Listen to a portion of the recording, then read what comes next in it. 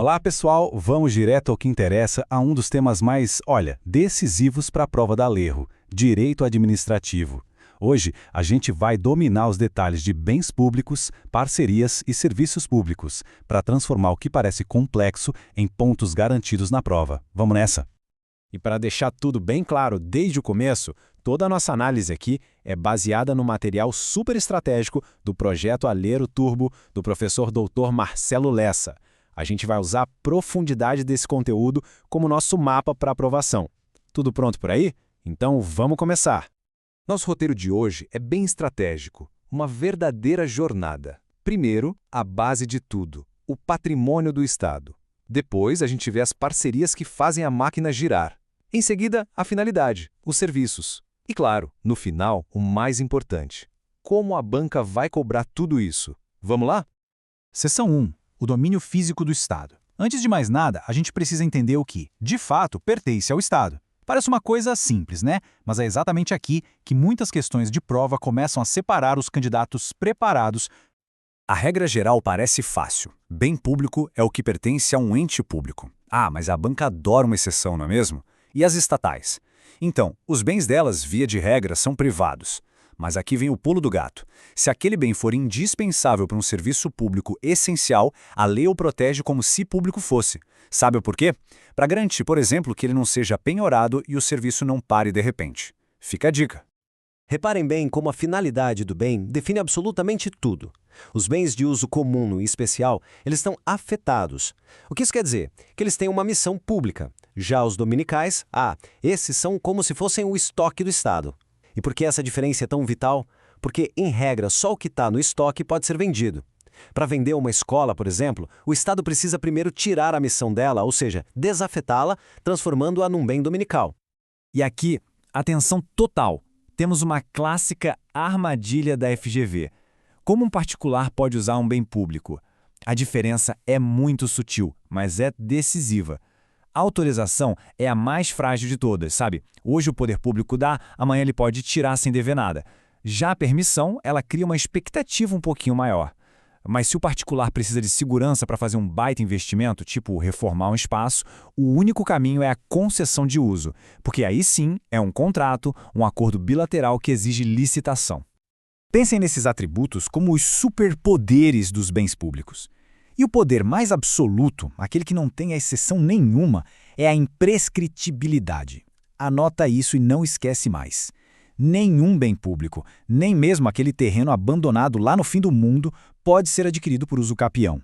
A súmula 340 da STF é claríssima sobre isso.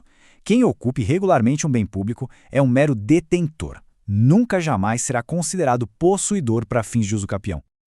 Ok, já entendemos os bens do Estado. Agora, vamos ver como ele se movimenta, porque o Estado não atua sozinho, né? Ele precisa de parceiros, e é aqui que entra o famoso marco regulatório das organizações da sociedade civil, o MEROSC.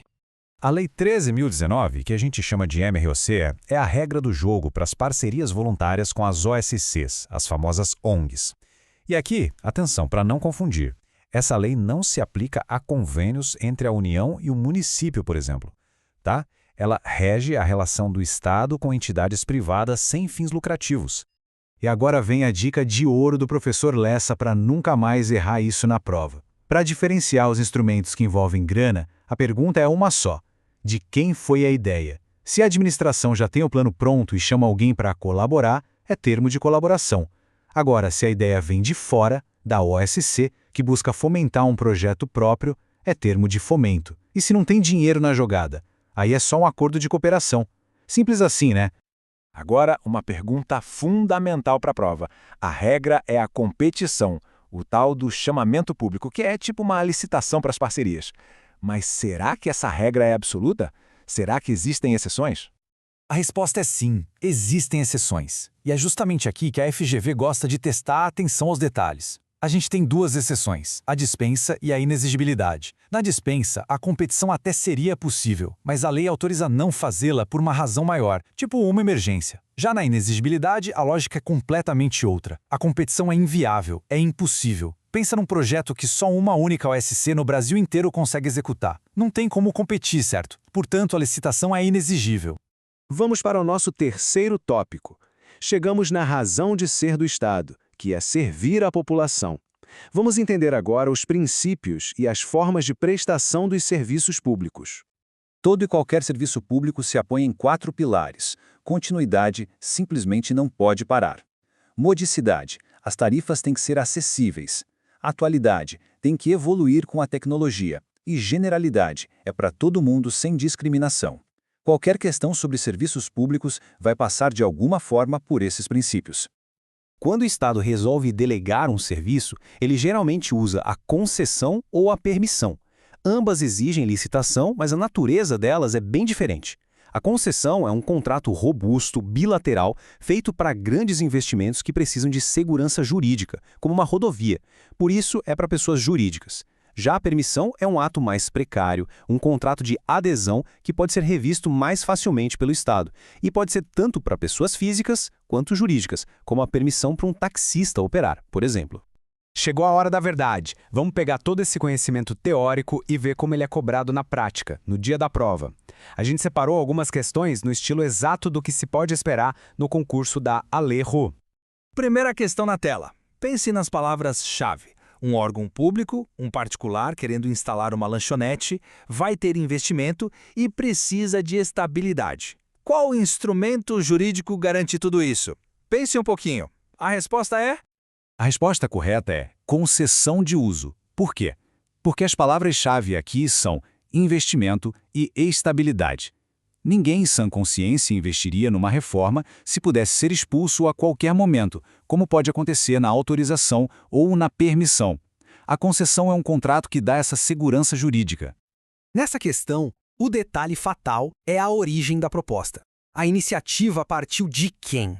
Isso é o que define tudo. Exatamente, é o termo de fomento. Vamos lembrar do macete? Fomento vem de fora. A ideia veio de fora da administração, veio da OSC. Se a administração tivesse criado o projeto e chamado as OSCs para ajudar, aí seria colaboração. Moleza, né? Essa é uma questão clássica sobre extinção de contratos de concessão. Presta atenção, o Estado retoma o serviço, não por culpa da empresa, mas por uma nova estratégia de interesse público. Qual é o nome técnico para isso? A resposta é encorpação, e aqui mora uma das confusões mais comuns em prova. Encorpação versus caducidade. Lembrem-se, caducidade tem C de culpa. É quando o Estado retoma o serviço como uma punição porque foi mal prestado. Já a encorpação é a retomada por interesse público, sem culpa nenhuma da empresa. E como não há culpa, a consequência é justa. O Estado precisa de uma lei autorizando e deve pagar uma indenização prévia. E, para fechar, uma reflexão do professor Lessa que resume tudo isso. A herança pública deve ser guardada com 7 chaves.